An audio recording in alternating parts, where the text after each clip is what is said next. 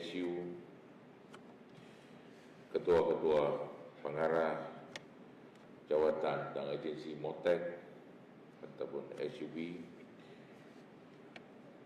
saudara-saudara bahagian, orang kata ketua-ketua unit, semua